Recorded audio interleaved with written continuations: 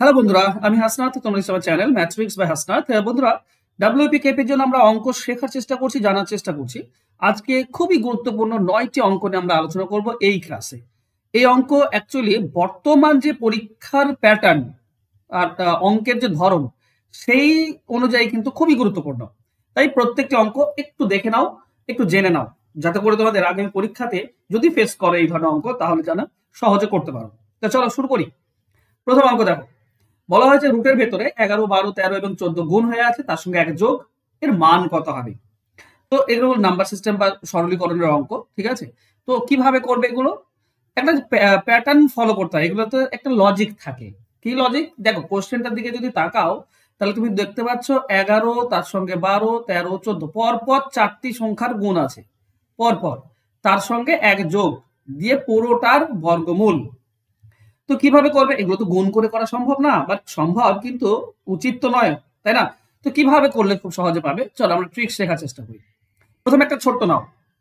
দেখো রুটের ভেতরে কি দেওয়া আছে? 1 থেকে 4 পর্যন্ত পরপর 4টি সংখ্যার গুণ, তার সঙ্গে এক যোগ।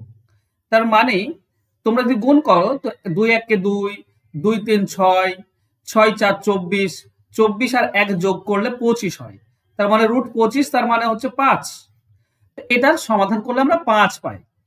কিন্তু মজার বিষয়, তুমি যদি ট্রিক্স জানো তো এত দূর কিছু গুণ করার দরকার নেই। তুমি কি করবে? এই প্রথম আর শেষ এটা গুণ করবে। 1 আর 4 গুণ করলে কত হয়? 4 1 কে 4, আর তার সঙ্গে এক যোগ, তার মানে 5 হয়ে গেল উত্তর। বোঝা গেল? 1 আর 4 গুণ করবে, তার সঙ্গে এক যোগ করে দেবে, 5 আমাদের উত্তর হয়ে যাবে। চলো আর একটা নিচ্ছি। দেখো এখানে 2 থেকে 5 4টি সংখ্যা, 2 3 4 5। এর পুরোটা যদি তুমি সমাধান করতে চাও তাহলে 2 3 6, 6 4 24, 24 5 120, 120 সঙ্গে এক যোগ করলে 121, 121 মানে 11 পাবো আমরা। কিন্তু আমি বলছি এত কিছু করার কি দরকার? তুমি শুধু প্রথমটার শেষটা গুণ করো। 2 আর 5 গুণ করো 10, তার সঙ্গে এক যোগ করে দাও, 11 উত্তর। ঠিক আছে? তো আশা করছি শিখে নিয়েছো। এবার দেখো প্রথম কোশ্চেনটা আসি। প্রথম কোশ্চেনে কি ছিল? 11, 12, 13, 14 এক যোগ। তো তোমার কাজ কি হবে? প্রথমটার শেষটা গুণ, মানে 11 আর 14 গুণ করে দাও। 11 আর 14 হচ্ছে তোমার 154, 154 আর তার সঙ্গে এক যোগ, তার মানে 154 আর এক যোগ করলে 155। এটাই হবে উত্তর। অ্যান্সার হবে অপশন বি। আশা করছি শিখে নিয়েছো, এরপর থেকে আর তোমাদের অ্যান্সার আটকাবে না। তবে হ্যাঁ, একটা তোমাদেরকে হোমওয়ার্ক দিয়ে দিই এই ফাঁকে। হোমওয়ার্কটা কি না, ধরো এরকম দেওয়া আছে রুটের ভেতরে 9 × 10 × 11 × 12 প্লাস 1 এটা দেওয়া আছে। বলো তো এর অ্যান্সার কত হবে? 4টি পরপর সংখ্যার গুণ, তার সঙ্গে এক যোগ, রুটের ভেতরে রয়েছে। তো অ্যান্সার দাও। ওকে, চলো আমরা নেক্সট কোশ্চেনে যাই। পরবর্তী টাইপটা এটাও খুব ইম্পর্টেন্ট, এটাও তুমি বলতে পারো নাম্বার সিস্টেমের অঙ্ক। বলা হয়েছে 13 পাওয়ার আছে 4529, তাকে 14 দিয়ে ভাগ করলে কত ভাগশেষ থাকবে? তো বলা আছে 13 এর পাওয়ারে কিছু আছে, একে 14 দিয়ে ভাগ, এক বেশি দিয়ে ভাগ। তো মনে রেখো, সবসময় মনে রেখো, বলো তো 13 কে 14 দিয়ে যদি ভাগ করি, 14 দিয়ে ভাগ করি, তাহলে কত ভাগশেষ থাকবে? 13ই ভাগশেষ থাকবে। মানে 13 কে যদি আমরা 14 দিয়ে ভাগ করি তাহলে তো যাচ্ছে না। তো আমরা কি লিখতে পারি? 14 0 0, 13 ভাগশেষ, 13 ভাগশেষ থাকছে। এবার খেয়াল করো, পাওয়ারটা জোড় আছে না বিজোড়? যদি বিজোড় থাকে তাহলে পাওয়ারে 1 দাও, বিজোড় থাকলে পাওয়ারে 1 দাও। তাহলে মানে এখানে দাও, ঠিক আছে? বেশ, আমি এখান থেকেই তোমাদেরকে করাই, বেশি সুবিধা এবং বুঝতে পারবে ভালো। 13 পাওয়ারে 1 যাবে, কারণ বিজোড় আছে। 13 পাওয়ারে যদি 1 থাকে তাহলে 13 কে 13ই হয়, আর নিচে 14। এবার বলো 13 কে 14 দিয়ে ভাগ করলে কত ভাগশেষ থাকে? 13 ভাগশেষ থাকে। তার মানে আমাদের অ্যান্সার হবে 13, অপশন বি হবে উত্তর। বি হবে উত্তর। এবার এখানে যদি জোড় সংখ্যা থাকতো, পাওয়ারটা যদি জোড় সংখ্যা থাকতো তাহলে এখানে আমরা 2 দিতাম, ঠিক আছে? মানে আমাদের হয়ে যেত কত? 169, তাকে 14 দিয়ে ভাগ করতাম, দিয়ে আমরা অ্যান্সার কত পেতাম? 14 1 কে 14, 2 29, 14 2 28, এক ভাগশেষ। রিমাইন্ডার থাকতো 1, এটা ভাগ করলে দেখবে এক ভাগশেষ থাকছে। এবার মজার বিষয়, তুমি যদি এই জিনিসটা জেনে থাকো, এভাবে তো আমরা করতেই পারি, একটু লং প্রসেস হয়ে যাচ্ছে। কিন্তু তুমি যদি একটা ট্রিক্স জেনে থাকো যে এক বেশি দিয়ে ভাগ করার কথা বললে, যদি জোড় সংখ্যা হয়, পাওয়ারটা জোড় হয়, তাহলে এক ভাগশেষ। আর পাওয়ারটা যদি বিজোড় হয় তাহলে বেস মানে এইটা উপরে যেটা নিচে থাকবে, উপরে যেটা নিচে আছে 13, 13ই হবে অ্যান্সার। মনে থাকবে? মানে এরকম যদি বলে যে ধরো এরকম আছে 35 তার পাওয়ার হচ্ছে তোমার 36, একে 36 দিয়ে ভাগ করলে কত ভাগশেষ? তো এক বেশি দিয়ে ভাগ করছি, যদি পাওয়ারটা জোড় হয় তাহলে সবসময় 1 ভাগশেষ হবে। 1, অবশ্যই 1 ভাগশেষ হবে। তুমি করে দেখতে পারো, ঠিক আছে? হ্যাঁ, পাওয়ারটা যদি বিজোড় হতো তাহলে 35 হতো অ্যান্সার। তো এখানে পাওয়ারটা যেহেতু বিজোড় তাই 13 হবে উত্তর, অ্যান্সার হবে অপশন বি। এছাড়া তো নর্মালি তোমাদেরকে দেখালাম কিভাবে করবে। এবার দেখো ওই 2 নম্বরের আরেকটা টাইপ দেখো, যেখানে এক কম দিয়ে ভাগ। এখানে 29 রয়েছে আর নিচে 28 দিয়ে ভাগ। তো বলো 29কে 28 দিয়ে ভাগ। এবার কি আছে, পাওয়ারে বিজোড় আছে, তাহলে পাওয়ারে বিজোড় মানে 1 হবে, ঠিক আছে? এবার বলো তার মানে 29 থাকছে, 29কে 28 দিয়ে ভাগ করলে 1 ভাগশেষ থাকে, তো 1 হবে অ্যান্সার, অপশন এ হবে উত্তর। এবার তোমাদেরকে ট্রিক্স বলি, যদি এখানে 29 আছে নিচে, তাকে 28 দিয়ে ভাগ করতে বলেছে, এখানে জোড় বিজোড় যাই থাক না কেন 1 ই অ্যান্সার হবে, একই অ্যান্সার হয় সব সময়, মনে রেখো। ধরো এরকম দেওয়া আছে 3 এর পাওয়ার 1, একে 2 দিয়ে ভাগ, 1 কম দিয়ে ভাগ, তাহলে কত হবে ভাগশেষ? 3 কে 2 দিয়ে ভাগ করলে 1 ভাগশেষ।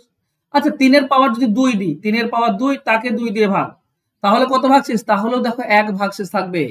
9 কে 2 দিয়ে ভাগ করলে 1 ভাগশেষ। তো যদি নিচে কম থাকে, 1 কম থাকে, তাহলে বাবারে জোড় বিজোড় যাই থাক না কেন সবসময় একই ভাগশেষ থাকে। কিন্তু যদি নিচে 1 বেশি থাকে, যেমন এখানটায় নিচে 1 বেশি আছে, তাহলে জোড় হলে 1, বিজোড় হলে বেসটা, বেস হচ্ছে এটা, 13 হচ্ছে বেস। ওকে, আশা করছি ক্লিয়ার তোমাদের। চলো নেক্সট 3 নম্বরে যাই। একক ঘরের অঙ্ক কত? একক ঘরের অঙ্ক থাকলে তোমাদের সকলেই জানো যে 0, 1, 5 আর 6 এগুলোতে সেটাই হয়, 0 থাকলে 0, 1 থাকলে 1, 5 থাকলে 5, 6 থাকলে 6। এবার যদি 4 থাকে তো পাওয়ারে যদি বিজোড় হয় তাহলে এককের অঙ্ক 4 হয়, আর যদি 4 থাকে এককের অঙ্ক এখানে, আর পাওয়ার যদি জোড় হয় তাহলে এককের অঙ্ক 6 হয়। 9 এর ক্ষেত্রে 9 এর পাওয়ার যদি বিজোড় হয় তাহলে এককের অঙ্ক 9 হয়, কিন্তু 9 এর ক্ষেত্রে পাওয়ার যদি জোড় সংখ্যা হয় তাহলে এককের অঙ্ক 1 হয়। তো এগুলো আমরা মুখস্থ করেছি, জানি, কিন্তু এগুলো ছাড়াও 2, 3, 7 আর 8 এই 4টি রয়েছে। যদি এই 4টি এককের অঙ্ক থাকে, যেমন এখানে 7 আছে এককের অঙ্ক, 2 আছে এককের অঙ্ক, তাহলে পাওয়ারের শেষ দুটিকে 4 দিয়ে ভাগ করতে হয়। তো করবোটা কি, এখানে দেখো 7 আছে এককের অঙ্ক, আমরা 7 লিখবো, কিন্তু এখানে 2 আছে আমরা 2 লিখবো। এবার পাওয়ার যেহেতু 7 আর 2, তো এখানে পাওয়ারের যে এটা রয়েছে না, পাওয়ারের শেষ দুটি অঙ্ক আছে 45, একে 4 দিয়ে ভাগ করো, 4 দিয়ে ভাগ করলে 1 ভাগশেষ থাকে, তো এখানে পাওয়ার হয়ে যাবে 1। এখানেও 21 রয়েছে, একে 4 দিয়ে ভাগ করলে 1 ভাগশেষ, তো এর পাওয়ার হয়ে যাবে 1। এবার 7 আর 2 গুণ করলে হয় 14, মানে এককের অঙ্ক হবে 4, অ্যান্সার হবে অপশন সি। ক্লিয়ার সবার? চলো নেক্সট কোশ্চেন। 3টি মৌলিক সংখ্যার যোগফল হচ্ছে 100। সংখ্যা 3টির মধ্যে যে কোনো একটি আরেকটি থেকে 36 বড়, তাহলে সংখ্যাগুলির মধ্যে একটি হলো কত? একটা জিনিস মনে রেখো, 3টি মৌলিক সংখ্যার যোগফল 100। আচ্ছা, মৌলিক সংখ্যা কিন্তু সবই হচ্ছে বিজোড়, মৌলিক সংখ্যা হচ্ছে সবই বিজোড়, শুধু 2 ছাড়া সবই বিজোড়। এবার 3টি যদি তুমি বিজোড় সংখ্যা নাও, 3টি যদি বিজোড় সংখ্যা নাও, তাহলে কখনোই তুমি জোড় সংখ্যা পাবে না, তুমি বিজোড় সংখ্যাই পাবে, ঠিক আছে? বিজোড় সংখ্যায় পাবে। 1 সেকেন্ড দাঁড়াও। হ্যাঁ মিহির, হ্যাঁ, মৌলেশ্বর বিধানসভা কেন্দ্র,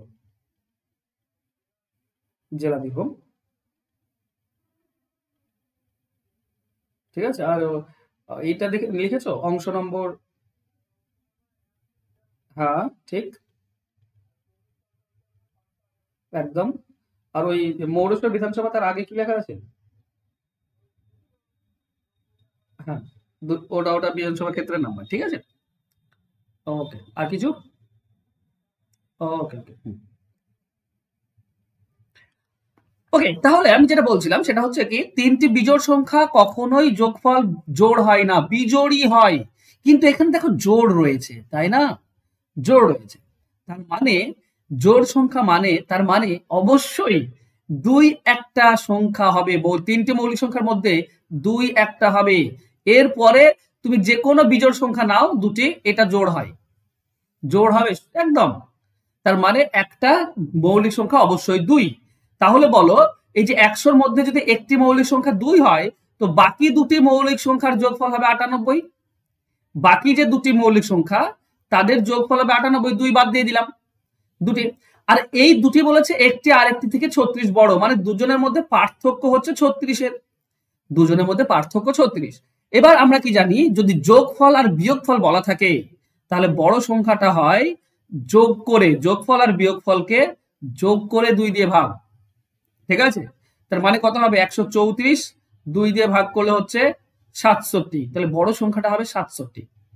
আর ছোট সংখ্যাটা কি হবে, বিয়োগ করে 98 থেকে 36 বিয়োগ, বিয়োগ করে 2 দিয়ে ভাগ।